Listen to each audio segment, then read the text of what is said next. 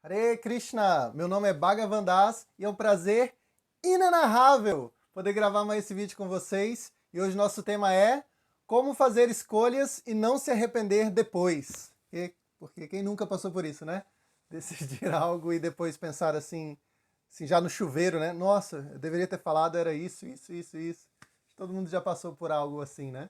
Tem um estudo da Cornell University que diz que nós tomamos cerca de 35 mil decisões, de quanto em quanto tempo? Por dia! 35 mil decisões por dia. Claro que a maioria das decisões são assim muito irrelevantes, né? Como qual camisa colocar, se eu vou pegar o ônibus das 8 ou das 8h20, coisas muito triviais. E ao mesmo tempo, a nossa vida também é cheia de decisões assim que impactam a nossa vida por anos, né? Como qual faculdade fazer, com quem se casar ou onde residir, são escolhas assim de impacto muito grande. Então, tomar decisões é algo da vida de todos nós, então é importante a gente refletir sobre isso, né? Então, vamos ver hoje algumas técnicas e algumas dicas de como tomar decisões. E a primeira dica que a gente traz é: não tome decisões quando você estiver irado. Krishna vai dizer na Bhagavad Gita, capítulo 2, que da ira surge a confusão ou a desorientação, a incapacidade de discriminar o que é certo e o que é errado. E Krishna também diz que no momento da ira perde-se a memória. Então aí são duas coisas que são fundamentais para a tomada de decisão, né? Você saber discriminar o que é certo e errado. Por exemplo, você pode decidir se vingar de alguém e no momento da sua ira, aquilo se parece tão certo a ser feito, uma revanche contra alguém que te fez mal, que você esquece, por exemplo, que existe certo e errado objetivo dentro do sistema penal e que você fazer aquilo pode trazer alguns anos de cadeia para você ou outros problemas, né? Você pode perder sua saúde, perder o respeito das pessoas. Então a ideia de certo e errado está comprometida quando você está irado. Então definitivamente não é um bom momento para tomar decisões. E Krishna também disse que a ira causa confusão da memória. A memória, de acordo com Bhagavatam, ela é irmã da inteligência. Porque a inteligência, quando ela vai tomar uma decisão, ela consulta as experiências prévias dela mesma, e a inteligência, se ela for de primeira classe, ela consegue também consultar a experiência de outras pessoas. Então você pode saber outras pessoas que agiram iradas e foram presas, e você não cometer, por exemplo, um crime passional, porque você está irado porque você descobriu um adultério ou algo assim. Então, se a memória não está disponível, as escolhas que você vai fazer vão ser muito ruins. Então, Krishna diz que a ira impossibilita qualquer tomada de decisão. Então, se você está irado e não pode tomar decisões, o que você faz enquanto está irado? Sei lá, cara, pega sua bicicleta, canta um mantra. Eu vi uma tirinha de piada na internet que era um discípulo procurando um guru, e aí o discípulo perguntou para o guru assim: Mestre, quando eu estiver irado, qual mantra eu devo cantar? E aí o mestre respondeu assim: se na hora da raiva você lembrar de algum mantra, pode ser qualquer um. Canta esse aí primeiro que você lembrar mesmo, qualquer um serve. Que na hora da raiva a gente vai esquecer métodos, né, de enfrentar a raiva. Então quando você está com irado, qualquer recurso que você encontrar, ao invés de tomar uma decisão importante, ao invés de mais tomar uma decisão e agir e aplicá-la, né, e falar, verbalizar essa sua decisão, encontra qualquer saída, que qualquer outra saída é melhor. Pega sua bicicleta, vai para um lugar longe, dá as costas para a pessoa e sai andando, fala com a pessoa que está te cobrando a decisão agora. Olha, me desculpa, agora eu estou muito perturbado com isso que eu tomei consciência agora e eu não consigo conversar com você nesse momento, eu preciso sair e eu entro em contato com você para a gente conversar. Assim. Se você conseguir falar isso, meu amigo, tá ótimo, faz isso e cai fora. Às vezes as pessoas falam para contar até 10, né, no momento de ira, que é isso, né? Para dar um espaço até o seu cérebro voltar ao normal. Quando você está irado, a parte do seu cérebro está funcionando, é chamada de amígdala. Eu tenho esse nome porque parece uma amêndoa, né? Tem aquela amígdala famosa mais que a gente tira, mas é porque parece uma amêndoa também, né? Mas é outra coisa. Então você tem a amígdala, que é a parte assim mais animal do seu cérebro, digamos, e você tem o córtex pré-frontal, que é mais racional. Esse córtex pré-frontal, quando você está irado, ele está mais ou menos desligado. Então você tem que contar até 10 para esperá-lo voltar e a agência das amígdalas irem baixando a bola delas, assim. Na verdade, contar até 10 não é uma boa ideia. Os estudos científicos mostram que um momento de ira, um acesso de ira, dura em média de 10 a 30 minutos. Então, contar até 10 só se você contar muito devagar. Você tem que contar até 10 por 30 minutos, assim, e aí sim, não sei dividir 30 minutos por 10. É que eu sou de humanas. 3 minutos, né? Vai ser, eu consegui. Então você tem que contar até 10, mas tem que contar depois de 3 minutos contar 2, aí pode ser contar até 10. Mas, em geral, o momento de ira, que há esse desligamento da parte mais humana do nosso cérebro, essa capacidade de tomar decisões sensatas, dura de 10 a 30 minutos. Então é algo muito mais complexo, que exige muito mais paciência da gente. Então não é uma recomendação categórica do que fazer. Faz o que funciona para você. Para você funciona se divertir, para você resolve cantar um mantra, para você resolve fazer uma oração, para você resolve ficar atento à sua respiração, o ar que entra e sai, se entrar nisso, faz o que funciona é importante. Uma técnica interessante que eu vi recentemente é que você pode escrever tudo que você falaria e faria na hora que você está com raiva mesmo.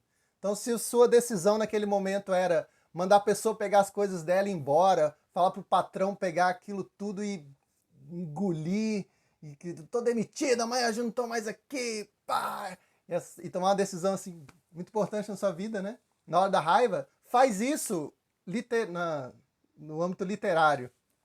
Escreve tudo que você xingaria a pessoa, escreve ações também.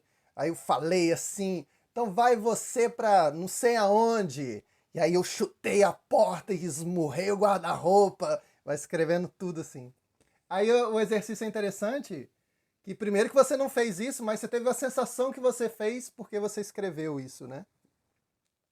E também, quando a sua ira passa, você pode ler aquilo. Então você pode reviver o que você faria irado. E todo mundo que vai ler o que escreveu diz: ufa, ainda bem que eu não fiz, ainda bem que eu não falei. Porque quando o seu cérebro volta, você vai tomar outra decisão. Então, é melhor não fazer. Porque depois, aí você tem um problema extra. Você tem o problema que causou a ira, aí você tem o problema extra.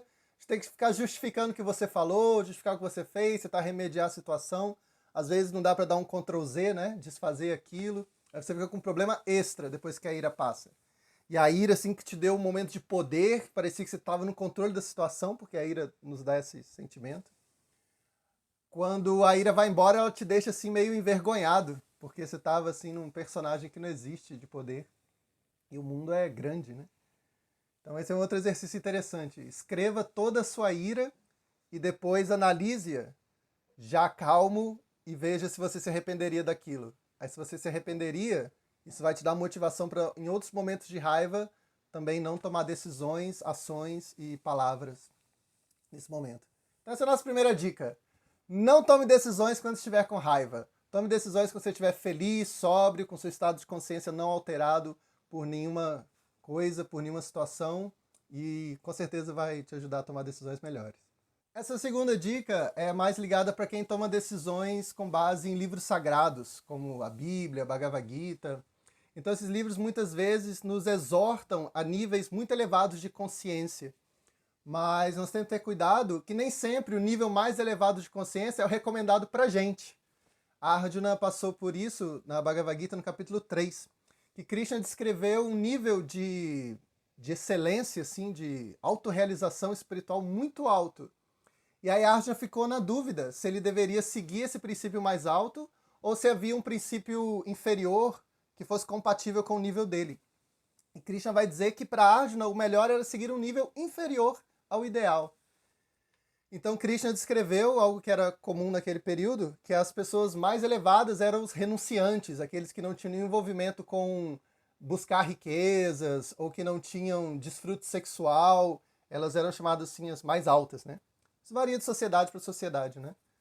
Por exemplo, no catolicismo tem essa ideia, né, de que o sacerdote celibatário ele goza de um status melhor, mas por exemplo, no protestantismo os pastores eles são todos casados, têm sua família e gozam dentro do protestantismo do mesmo status, né, que um padre goza. Então varia de sociedade para sociedade, né? Mas muitas vezes é comum essa ideia de que o celibatário, aquele que não tem posses, é superior. E Krishna fala isso de alguma maneira na Bhagavad Gita. E aí a Arjuna fica na dúvida, será que eu devo seguir esse nível superior? Ou, porque já que é superior, deve ser o melhor, deve ser indicado para mim, né? Ou eu devo fazer alguma outra coisa, Krishna? E Krishna fala com Arjuna: Arjuna, eu já falei para você no capítulo 2 que esse caminho do renunciante completo não é para você. Krishna falou assim no capítulo 2. Verso 2:31, Krishna fala assim: considerando, Arjuna, o seu dever específico de kshatriya, você deve saber que não há melhor ocupação para você do que lutar conforme determinam os princípios religiosos. E assim não há necessidade de hesitação. Então, Krishna já tinha respondido a dúvida de Arjuna no capítulo 3, ele já tinha respondido no capítulo 2. Arjuna, para você o melhor é isso, ser um combatente de acordo com os princípios religiosos.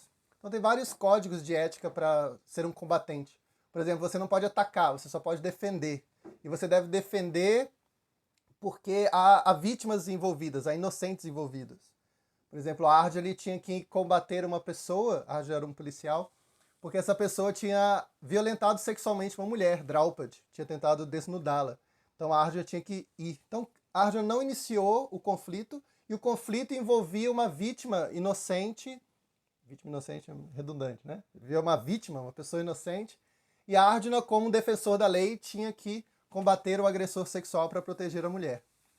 Então Krishna falou: para você, Arjuna, o melhor é atuar dentro da sociedade, e aí você vai ganhar seu salário no final do mês pelo seu exercício, você faça bom uso desse dinheiro, você tem sua esposa, você tem seu filho, cuide deles, isso é o melhor para você.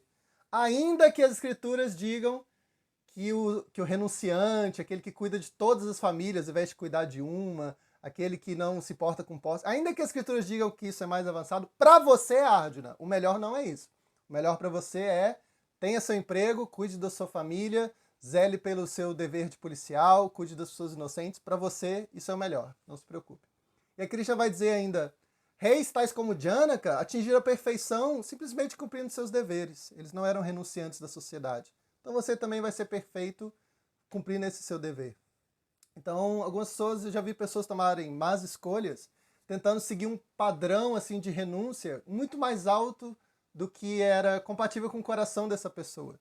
Então, às vezes uma pessoa abandona um emprego ou sai de um relacionamento e no final, assim, depois da euforia assim da religião que ela aderiu, assim, que ela sente que ela é um grande renunciante, um grande iluminado, né? No começo da vida espiritual, todo mundo acha que é muito avançado.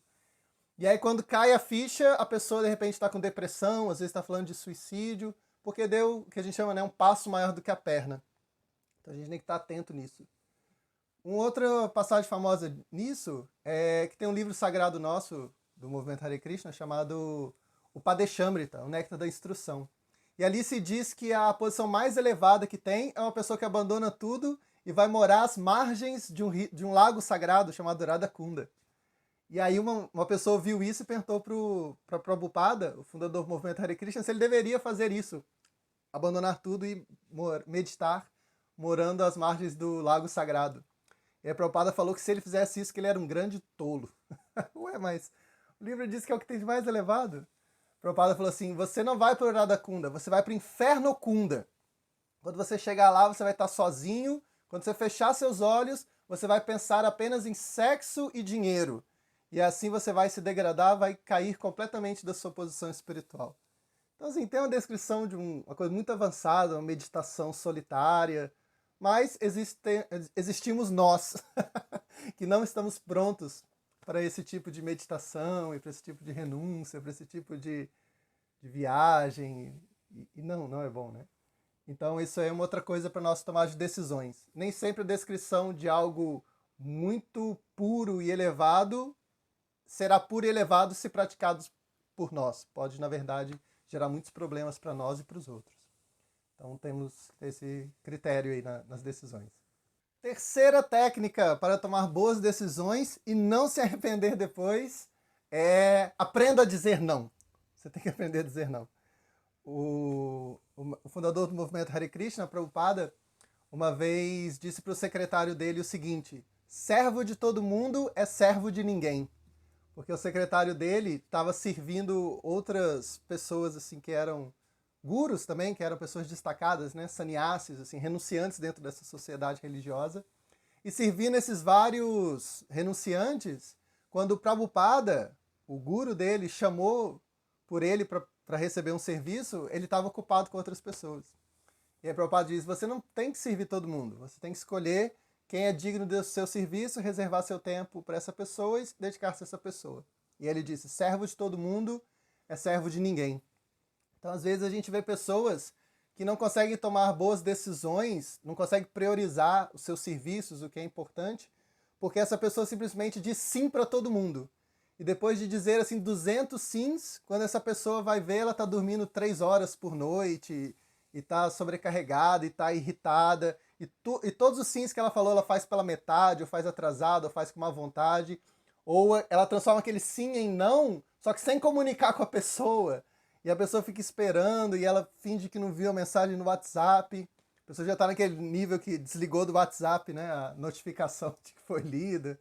E aí é só tragédia. Então, como a gente pode falar não para as pessoas? Uma técnica que eu uso é quando eu realmente não vou ajudar a pessoa, eu ofereço para essa pessoa pelo menos 3 coisas, que é dar uma resposta que eu vou fazer, que eu não vou fazer. Isso já é muito nobre, então a pessoa já sente que recebeu alguma coisa. É estranho, né? A pessoa queria um sim e você dá não e a pessoa sente que recebeu alguma coisa? Sim, porque as pessoas geralmente não dizem não. Elas falam sim e não fazem, ou elas não respondem. Então, quando você responde e diz que você não vai fazer, a pessoa já sente que você é melhor do que a média. Ela já se sente respeitada. E ela consegue se reorganizar sabendo que ela não vai contar com aquilo que ela solicitou de você. Uma outra coisa que eu faço, a segunda coisa, é mostrar que eu não sou egoísta, expondo tudo que eu já estou fazendo por várias pessoas.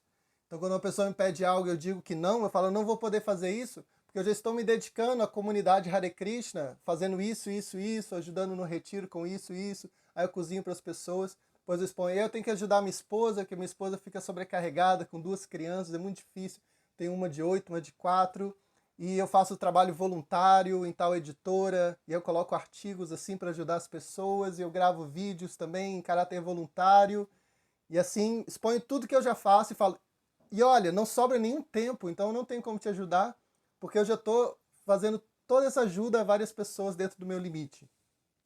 Então isso resolve um outro problema, que é a pessoa, ou você, né, ficar com esse problema, a pessoa vai achar que eu sou egoísta, eu falo não porque eu não gosto de ajudar. Mas aí eu exponho o quanto eu já ajudo e fica tudo bem. Uma outra coisa que eu faço quando eu vou realmente dizer não é expor alguma fragilidade minha.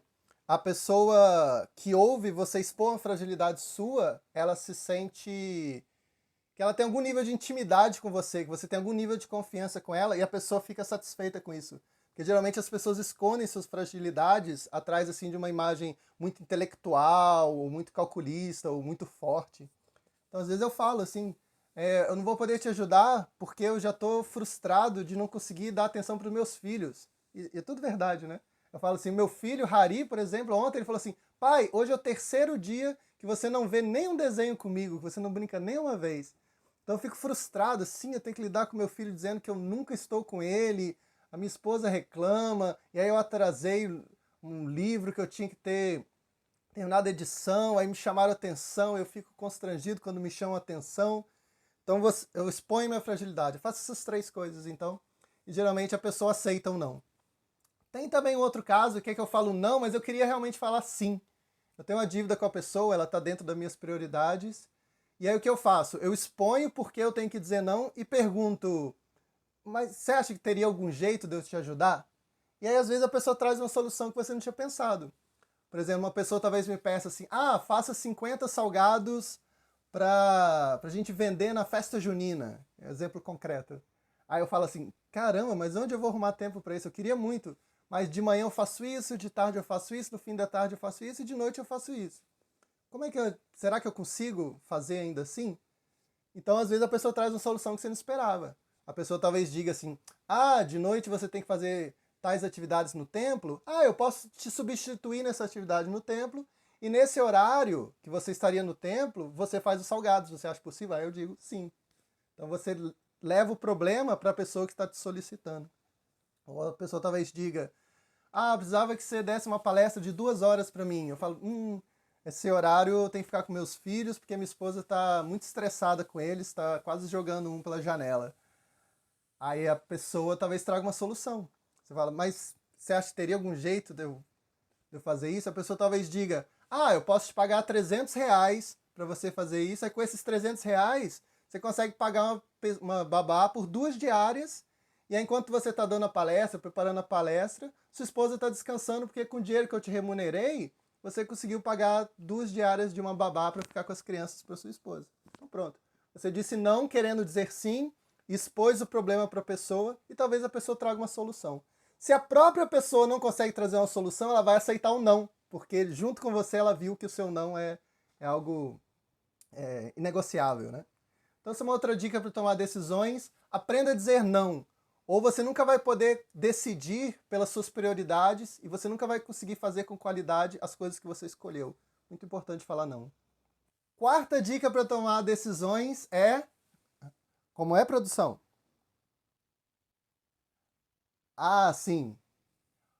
Então, roda o VT. Interrompemos o seu prazer inenarrável por um instante para fazer um convite muito especial.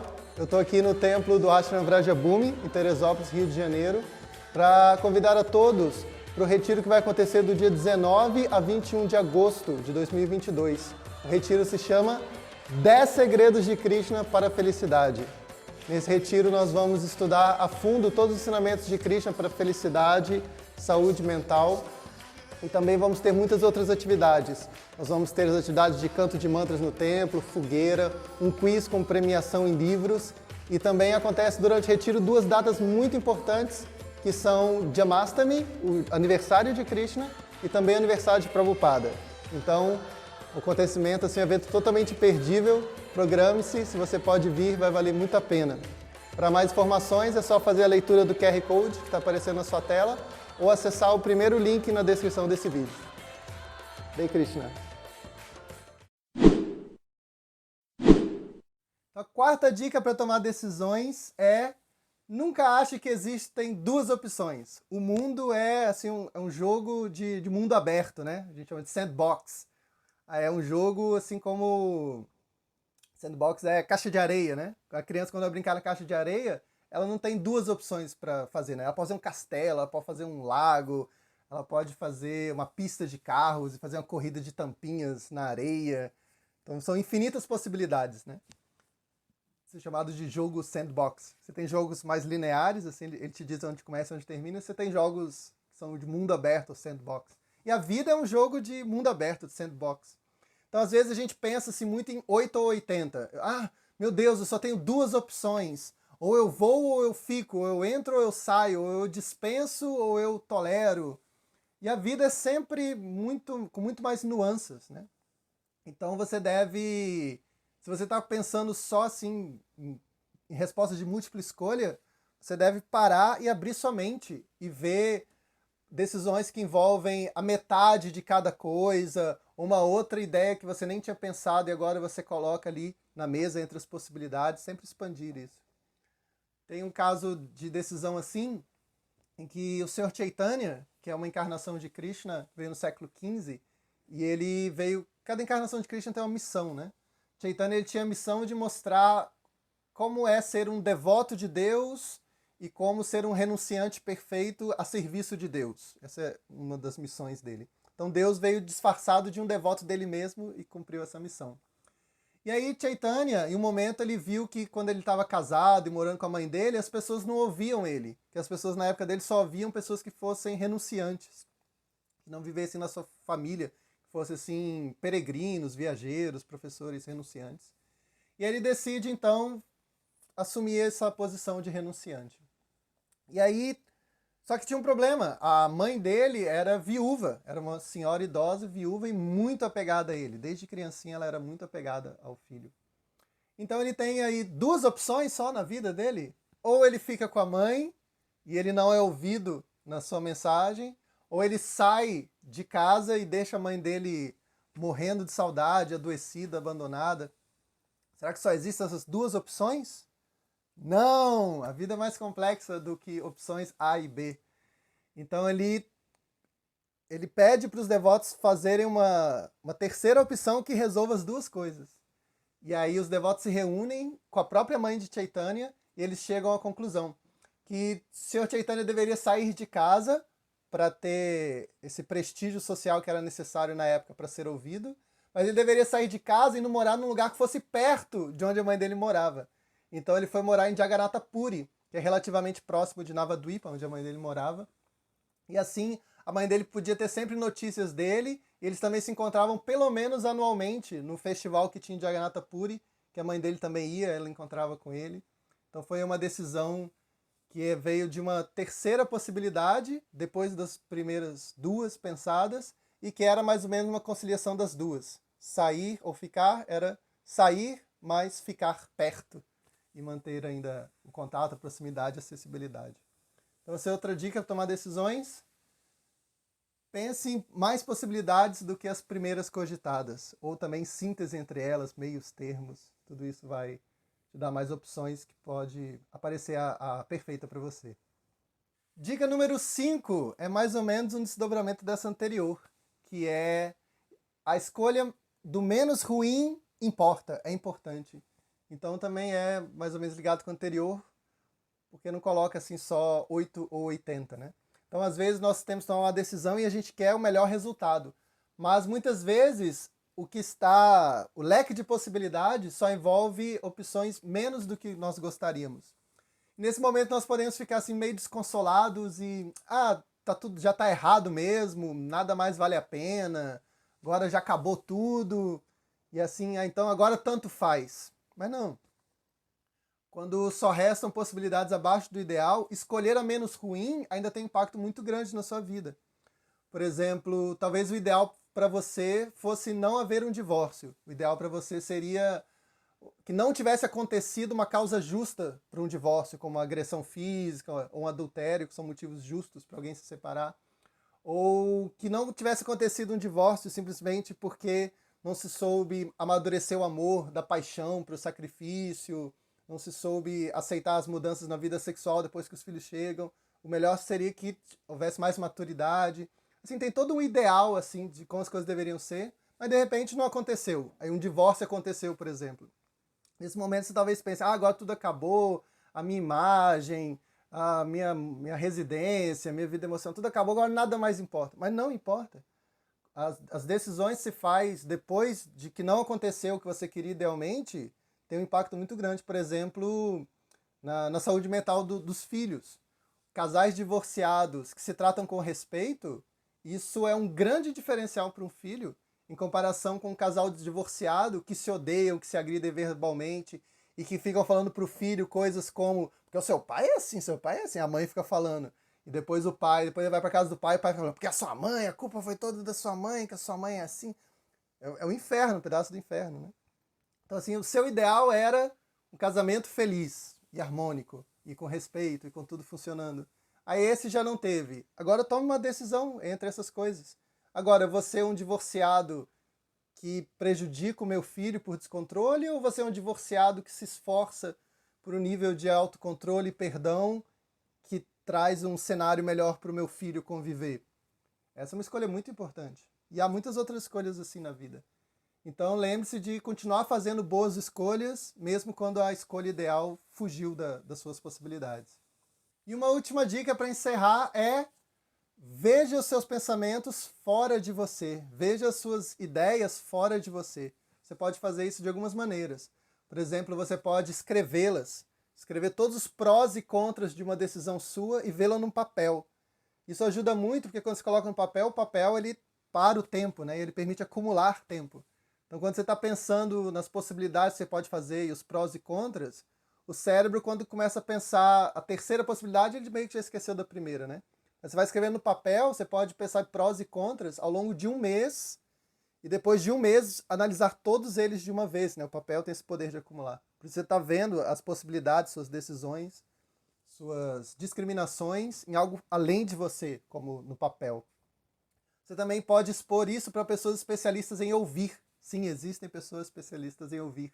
Pessoas que usam técnicas de escuta ativa, escuta empática. Você pode falar com elas e elas vão parafrasear isso para você, te devolver, fazer perguntas e ajudando você a construir essa ideia. E você também pode buscar aconselhamento. O caso mais famoso aí nas escrituras sagradas, quem buscou aconselhamento foi Arjuna. Arjuna, ele vai até Krishna e apresenta as ideias dele para Krishna. Krishna, eu estou analisando as situações e tentando tomar uma decisão. E eu percebo que se eu tomar tal decisão, eu vou para o inferno, eu vou destruir a tradição familiar, e eu vou ficar muito frustrado e vai acontecer isso, isso e isso. E o que você acha? Por favor, me instrua, me diga o que você acha. E aí Krishna dá outra opinião para ele, aconselha Arjuna, e no final Arjuna muda totalmente a opinião dele. Arjuna pensa, bem, se eu fizer isso, eu achei que eu ia para o inferno, mas na verdade eu vou para os planetas celestiais, eu estou convencido disso. Na verdade é algo bom. Aí eu achava que se eu não agisse, eu estaria seguro, mas não agir, ser negligente, também gera problemas.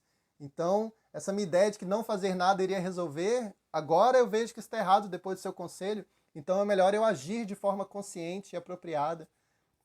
Então, Arjuna é um exemplo muito forte de alguém que mudou completamente sua visão das coisas, mudou completamente a sua decisão depois de se aconselhar, né? Depois de aconselhado. E ele fica muito feliz, ele fica muito grato a Krishna pelos aconselhamentos. Então, faça isso também. Tome decisões, perceba suas ideias sob o olhar de outra pessoa. Às vezes uma pessoa que é imparcial, uma pessoa que é mais sábia, ela vai te trazer uma outra visão das coisas que pode ser de grande auxílio. Então é isso. Espero que você tenha aprendido algo novo, algo que você possa aplicar na sua vida. E a gente se vê no próximo vídeo. Hare Krishna.